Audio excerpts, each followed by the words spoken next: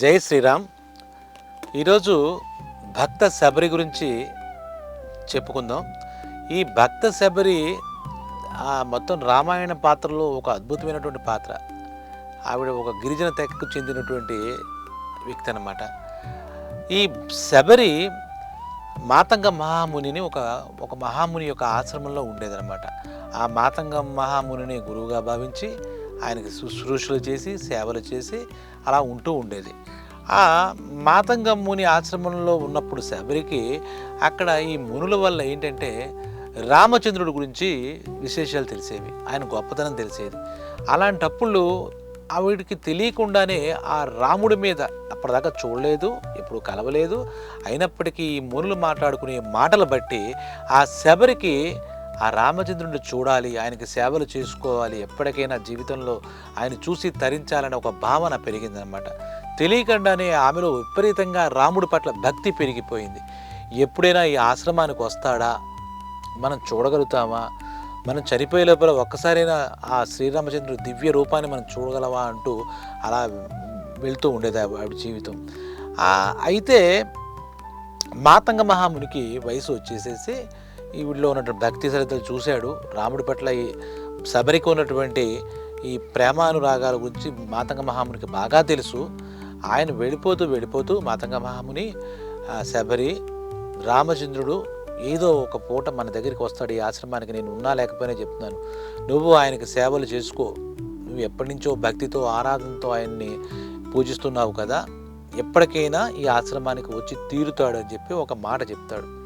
తన గురువు తనకి సర్వస్వమైన మాతంగ మహాముని అలా చెప్పేసరికి శబరికి ఇంకా ఆనందం కలుగుతుంది. ఎందుకంటే రాముడు వస్తాడు, నీ నిరీక్షణ ఫలిస్తుందని చెప్పేసరికి శబరికి మనసంతా నిండిపోతుంది అనమాట. సరే, మాతంగ మహాముని వయస్సు మీరడంతో ఆయన కాలం చేశాడు.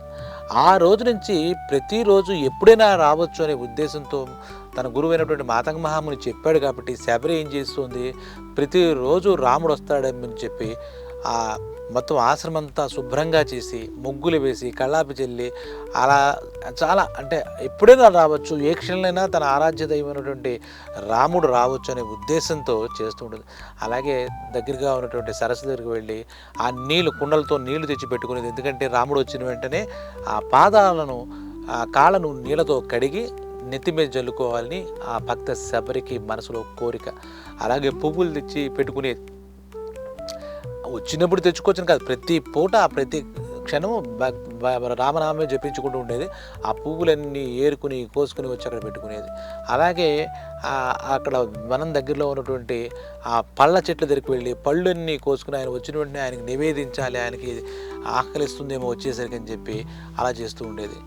ఇదే తంతు ప్రతిరోజు వచ్చినప్పుడు చేసుకుందాం లేదా చూద్దాం లేని కాదు, ఆవిడకి ఏ క్షణంలో వస్తాడని ఒకే ఒక నమ్మకం. ఇలాగా ఈ పనులు చేసుకుంటూ ప్రతిరోజు అలా ఉండేది. ఇవాళ రాలేదు, సరే రేపు వస్తాడేమో.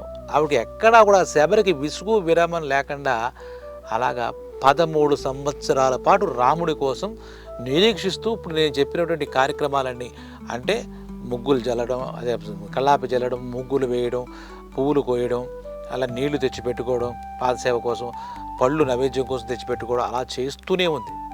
ఎక్కడా కూడా తను ఆపలేదు. వచ్చినప్పుడు చూసుకుందామని అనుకోలేదు. ప్రతినిత్యం రావాలని అనుక్షణం రాముడి కోసం పరితపిస్తూ రామనామం జపిస్తూ అలాగే కాలం వెళ్ళబుచ్చేది.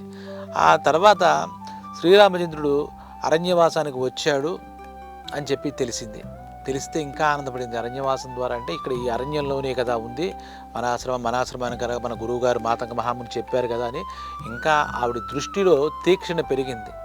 వస్తారు ఇంకా పెద్ద ఆవిడ అయిపోయింది, ఓపిక నశిస్తోంది. కానీ ఆవిడలో ఉన్నటువంటి ఆ సంకల్పం మటుకు రోజు రోజుకి పెరిగింది. ఆ రోజు రోజుకి ఆవిడలో కోరిక శ్రీరామచంద్రుడిని చూసి తరించి ముక్తి పొందాలనే కోరిక పెరుగుతూనే వచ్చింది.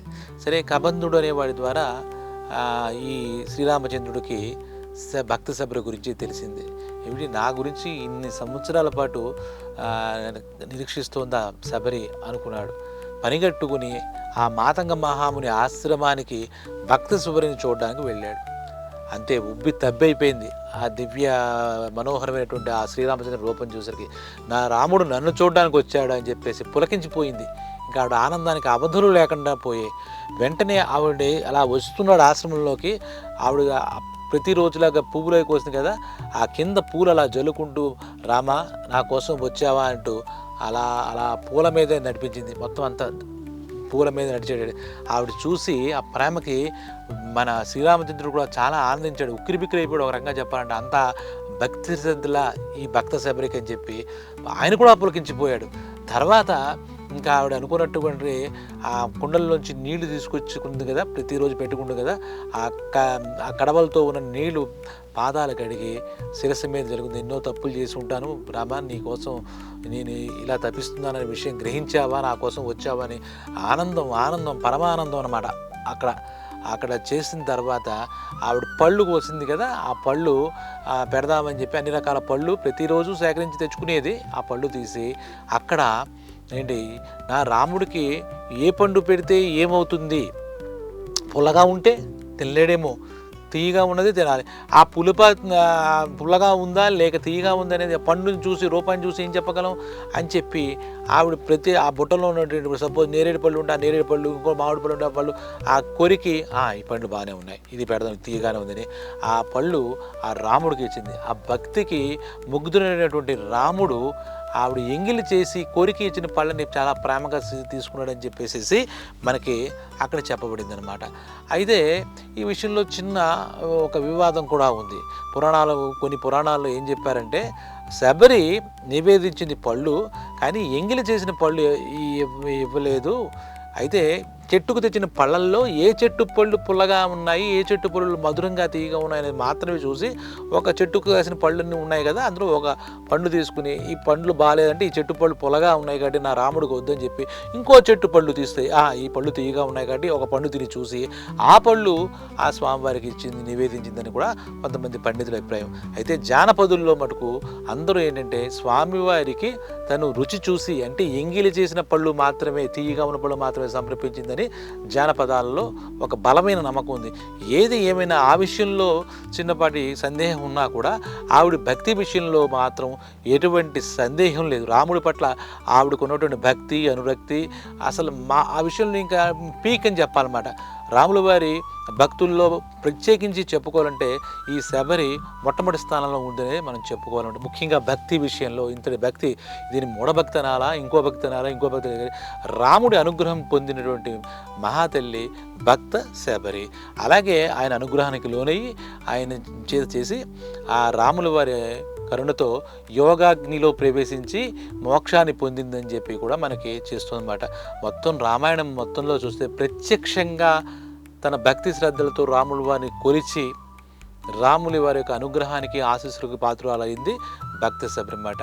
ఆవిడ చరిత్ర విన్నా కూడా రాముల వారి మన ఆశీస్సులు మన మీద కూడా ఉంటాయి. ఇటువంటి భక్తులకి ఉండాలంటే రామచంద్రుడు ఎంత మహాప్రభువో మనం అర్థం చేసుకోవచ్చు అనమాట. భక్త శబరి జీవితం భక్తులందరికీ ఆదర్శం అనమాట. ప్రేమగా పిలిస్తే ఎప్పటికైనా నువ్వు నిరీక్షించాలి ఓపికగా, తప్పితే ఆ రామచంద్రుడు నీ దగ్గరికి వస్తాడు, నువ్వు వెతుక్కుంటా ఆయన దగ్గరికి వెళ్ళక్కర్లేదు, నీ దగ్గరికి నిన్ను వెతుక్కుంటా ఆయన వస్తాడు అనే దానికి ఈ భక్త శబరి యొక్క జీవితం ఒక ఉదాహరణ అన్నమాట. కాబట్టి భక్త శబరి ధన్యురాలు. అటువంటి ధన్యురాలు జీవితం గురించి మనమందరం కూడా ధన్యోస్మి.